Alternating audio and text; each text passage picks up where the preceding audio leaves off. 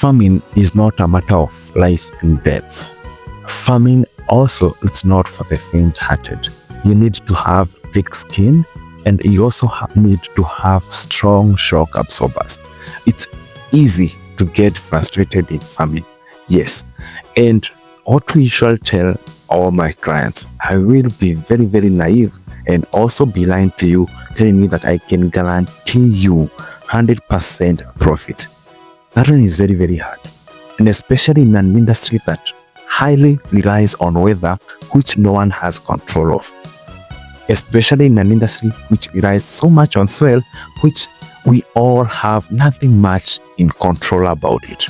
So it's really, really hard. And therefore, and especially those who are new and planning to get into farming, you have to know this, that even if you do all things right, even if you have all the numbers right, even if you have all the figured out, there is also a room for you making a loss.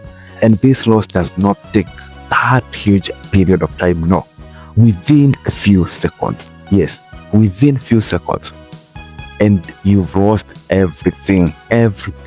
Now, let me give you several scenarios that I have encountered. Now, one of them was, we did a whole 1 acre of watermelons, and we were waiting for them to be ready for harvesting. Actually, they were 1 week due harvesting, and the buyer had visited it and bought those which were mature and said, I will come for this one next week, same time on Tuesday. And we had to wait. Unfortunately, the following week it rained, and it rained, and it rained. It rained for a whole 1 week. And that 1 week, it was enough for us to lose all of them. Over 5 tons of melons. We lost all of them to the excess rain. And the whole investment just turned out to be manure. Yes. We had everything figured out, everything right. We did the best control of diseases, the best feeding, and we lost all of it. That is not the only case. I'll give you another case. One this farmer, still friend of mine, did almost 10 acres of tomatoes, hybrid. And he did his best. And this client did the best variety, the best feeding, used the most expensive chemicals to control pest. And once they were 2.5 months, almost maturity, one Saturday evening, it rained. And this time, it rained with hailstones. And the rain was so much heavy, such that within 30 minutes of rain, the whole 10 acres, not a single tomato plant that had one leaf. Not a single one. All of them were defoliated. They had no leaves at all. Yes, a loss of over 2 million. Yes, within 30 minutes. Does it mean there is something he did it wrong? No. He had all figured out. Nothing. And what he didn't have was the control on weather. Yes, he didn't have control on weather. And that's what costed him that much. That's what costed him all that. The funny thing and all the good thing is that in farming, we usually say, you don't give it up. Yes, you don't. You just suck it up, you take the frustration and you move on. So what he did, he just uprooted all of them. And after uprooting all of them, he did bulb onions on all of the 10 acres. The good thing is that he found market price above 80 shillings. And at least 1 acre was giving him between 12 and 15 tons. And he recovered all the loss that he had undergone on the tomatoes. So in farming, you don't give up. You don't just wake up and give up. You don't.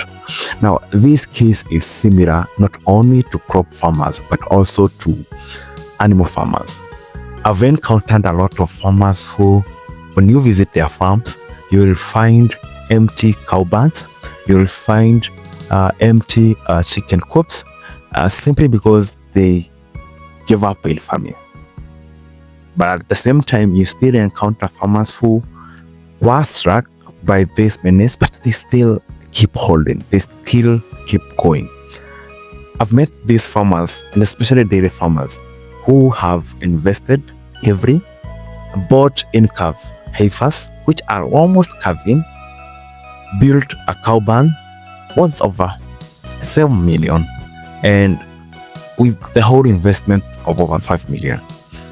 Then, without really knowing much, they buy these cows, and that time, unfortunately, coincides with an outbreak of foot and mouth disease.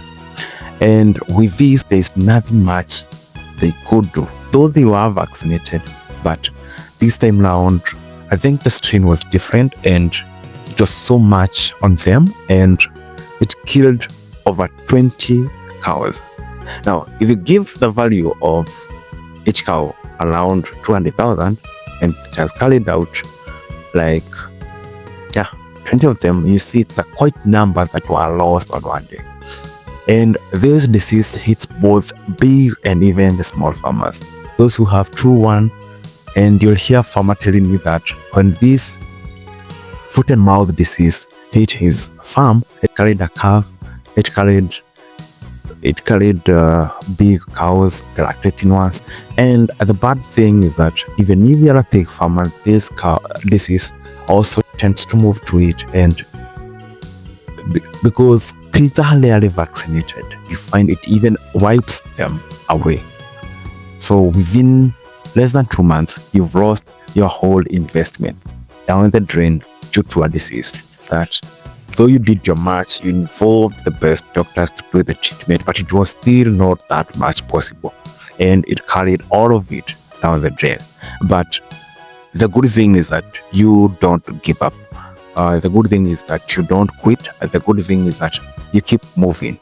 And for this one, it's better because we are telling farmers now, their solution, especially for the dairy farmers, you can insure your cows, and after some of these diseases occur, then at least the insurance can compensate you. The case is not different to breeders farmers. And remember, most farmers went into breeders farming because it has a very small period of return on investment. So within 4 to 6 weeks, the amount of money you invested, you've sold all of the whole flock, and you have your money back. But now imagine this. Before COVID, farmers had large numbers of breeders. The market was growing, the market was booming, and people were expanding. I met this farmer who told me before COVID he had 5,000 birds. Yes. And these 5,000 birds were 4 weeks old, and it was only remaining 1 week for him to take them to the market. Then one evening, the government announced for a total lockdown and banned gatherings. So what happened is that gatherings and hotels were closed down, and they couldn't buy these birds. And remember, they were eating. And having this big number, the only solution was to dispose them. And how would they have done it? The only solution that he would have done it is to start hawking them. And that's what he did. He hawked them, and yes, they were bought. Most of them he gave out on credit, but those who he gave on credit, they never paid. He told me that over 70% that he had on that time was not paid, and it was a big setback for him because he had invested a lot of money on these birds. Yes, a lot of money. And currently, does he still do breeder farming? Yes, he does. And though he has not managed to recover back to that big number, but he's still doing it. And he told me the best thing is not quitting, but doing it all along. And as you do it, we do it with faith and knowing that anything can happen all along, and you do it with expectation of the best in the market. Now, this is also not different with even layers farmers. These farmers who do and expand their layers business, grow the numbers with the hope of collecting a lot of eggs, selling at good market prices. But all of a sudden, the government just decides to open the borders. Yes, and Ugandan eggs flood the Kenyan market, and they come at cheaper prices that it's hard for local farmers to compete. Not forgetting the quality of feeds in the Kenyan market and also the cost. So it becomes even very hard for farmers to produce these eggs at a cost that can manage to compete with imports. Remember, for Ugandans, they have most of these raw materials at a cheaper price. The country experiences rain in most part of the year, so they manage to produce their raw materials easily. For Kenyans, most of these farmers, they depend on commercial animal feeds, and therefore it becomes very hard to manage and compete effectively. At the end, what has happened is that most of these rice farmers have shut down. Yes, they have shut down and opted to convert those houses maybe to kitchens, or maybe to cow barns, or maybe hata nyumba za nguruwe, simply because of the low market. But there are others who have even suffered because of maybe some foolish decisions. That's how I can put it. In this case, where you find a farmer, you've done all the best. Yes, for example, let me take the onion and the bulb onions farming.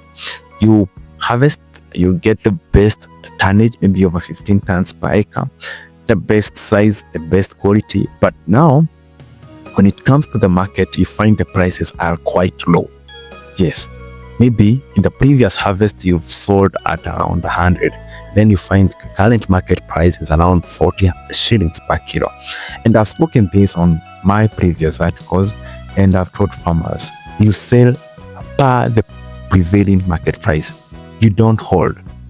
That's a very big gamble. This year, I've seen farmers lose a lot of bulb onions simply because they decided to hold them on the store with the hope of selling with high prices. Have onion prices risen from the normal 40, 35? They expect that then prices might go back to where they were 100, 120, or even 150. They'll never go back there. So this time they hold all this tonnage, and finally no one bought them. And when no one bought them, what happens? They rot and you lose everything. It's better you would have sold at the prevailing market price and managed to get some good profits compared to waiting for or only for it to rot at the store. So some of these decisions that people make is what costing them so much dearly, and even so much. And in general, and here I'm speaking to both crop and even animal farmers, you may do all the things and you decide now, the time to take them to the market, and you find very hungry brokers who are very broke, and they want to harvest where they never planted. They want to make a kill with what they never managed. So they tell you, let me sell your produce on a credit and I pay. And simply because you don't have your own market, and maybe you are afraid you will lose all this because maybe it's perishable, you give them your produce. But what happens after you give them? They will sell, then they will pay you, but they will pay you half. Yes, they will pay you half.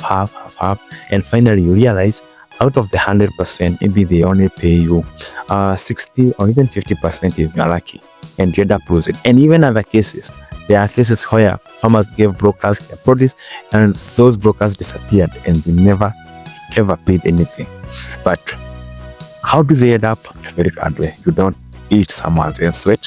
And truth, we should see some of the ethics in farming. So in whole thing, frustrations are there, especially in farming, but you don't give up. When you face this frustration, either in the market or anywhere, you just suck it up and move on. But there is no such thing as giving up or quitting farming. No, because you never know. Today the prices may be low, tomorrow the prices may be high. Today you may make a loss, tomorrow you may make a super profit. Let me know on the comment section on your thoughts.